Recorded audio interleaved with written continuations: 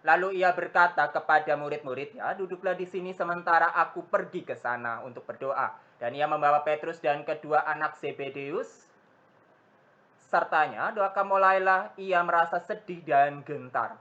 Lalu katanya di ayat 38, kepada mereka, "Hatiku sangat sedih, seperti mau mati rasanya. Tinggallah di sini dan berjaga-jagalah dengan aku." Bapak Ibu Saudara-saudara yang terkasih, ayat ini memperlihatkan bagaimana Kristus menghadapi sebuah ketakutan yang sangat besar. Mungkin hal yang sama juga kita alami Bapak Ibu sekalian. Kita mengalami satu kondisi yang hampir sama dan hampir serupa saat ini, khususnya bagi kita-kita semuanya. Mungkin ketakutannya tidak bisa sebanding, yang jelas tidak bisa dibandingkan. Ketakutan Kristus saat itu adalah karena dia harus menanggung dosa seluruh umat manusia. Itu ketakutan yang luar biasa yang tidak mungkin terbandingi dengan siapapun. Tapi ketakutan ini menggambarkan bagaimana sisi kemanusiaan manusia Yesus Kristus itu menjadi begitu lekat dan dekat dengan kita umatnya.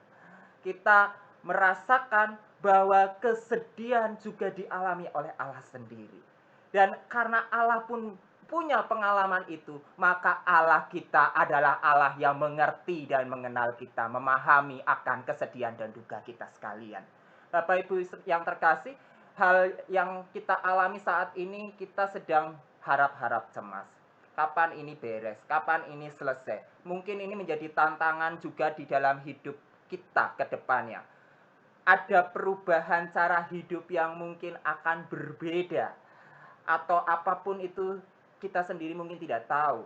Tapi yang jelas dengan situasi kondisi saat ini saja itu sudah mengubah cara hidup banyak manusia. Orang sekarang seolah dikondisikan harus ada di rumah dengan cara hidup di mana dia harus survive, tetap harus survive. Walaupun dia hidup di rumah, tapi dia harus bekerja. Tapi kalau dia tidak punya teknologi, bagaimana cara bekerjanya? Ini menjadi tantangan tersendiri buat orang-orang. Nggak mungkin tukang becak pakai model sekarang begitu. Dengan bekerja di rumah, bagaimana dia bekerja di rumah? Sama saja dia tidak makan. Kondisi ini mengubah banyak cara kehidupan. Dan ini menjadi tantangan luar biasa juga untuk teman-teman kita yang mau nggak mau tidak mungkin bisa bekerja di rumah. Karena mereka harus tetap berhadapan dengan lapangan. Termasuk para dokter, para suster, nggak mungkin dia bekerja di rumah. Walaupun sekarang ada halo dokter hanya untuk konsultasi, tapi tidak bisa untuk melakukan yang namanya observasi atau maksudnya melakukan yang lain. Tetap ada pertemuan interaksi antara pasien dengan dokter. Makanya mereka boleh dibilang untuk saat ini mereka adalah pahlawan garda depan, khususnya untuk menangani teman-teman kita yang sedang sakit. Tapi disitulah tantangan yang luar biasa, justru mengasah iman kita. Mengasah iman kita untuk semakin kuat dan bertahan, semakin melihat bagaimana pekerjaan Tuhan. Walaupun di tengah-tengah harap-harapnya cemas ini, kita diasah makin kuat, makin kuat, makin kuat untuk semakin dekat kepada Tuhan. Dengan kondisi saat ini, keluarga-keluarga banyak dipulihkan. Dalam kondisi saat ini mungkin hubungan anak dengan orang tua dipulihkan. Dengan kondisi saat ini pasangan suami istri mungkin dipulihkan. Dalam saat ini juga semakin banyak orang-orang bertekuk lutut di hadapan Tuhan, membangun mezbah doa mereka yang selama ini terlupakan. Inilah adalah salah satu bentuk di mana kita ditantang untuk itu. Yang kedua, saya lihat dari ayat 40, ayat 41. Setelah itu ia kembali kepada murid-murid ya, itu dan mendapati mereka sedang tidur, dan ia berkata kepada Petrus, "Tidakkah kamu sanggup berjaga-jaga 1 jam dengan aku? Berjaga-jagalah dan berdoalah supaya kamu jangan jatuh ke dalam pencobaan. Roh memang penurut tetapi daging lemah." Bapak Ibu Saudara yang terkasih, dari kisah Tuhan Yesus ketika naik ke pada waktu Tuhan Yesus mau berdoa, di sana dia mengajak murid-muridnya, khususnya 2 muridnya yang paling dia dekat, untuk berjaga-jaga bersama-sama, bertekuk lutut di hadapan Tuhan berdoa. Berjaga-jagalah. Ya, karena pencobaan kita bukan cuma dari darah dan daging kita. Kita punya keinginan-keinginan secara manusiawi, memang iya. Di tengah-tengah kondisi saat ini, saya beberapa kali ada baca artikel, ada juga baca yang lain-lain atau lihat yang lain-lain. Termasuk bahkan sebenarnya berita-berita yang berseliweran sekarang ini juga dampaknya macam-macam. Bagi orang-orang dengan ketahanan mental yang baik, mungkin menangkap setiap informasi sebagai data, sebagai informasi yang mungkin memperkaya. Tetapi bagi teman-teman yang dengan mentalitas yang atau mungkin dengan kekuatan mental yang tidak sebaik itu, data-data, informasi dan berita-berita itu menimbulkan ketakutan dan bahkan bisa menimbulkan fobia. Ada beberapa orang merasa begitu sangat fobia dengan orang-orang, dengan kondisi saat ini bertemu orang begitu fobia, begitu takut. Karena wah ini dengan situasi tempat tertentu. Belum lagi penolakan-penolakan orang-orang tertentu di daerah tertentu karena orang itu meninggal dengan alasan karena COVID-19 atau apapun. Itu juga salah satu bentuk fobia. Menjadi akhirnya ketakutan-ketakutan yang irasional. Tetapi disitulah justru kita diajak berjaga-jaga. Datang bertekuk lutut di hadapan Tuhan. Ketakutan itu diletakkan di hadapan Tuhan.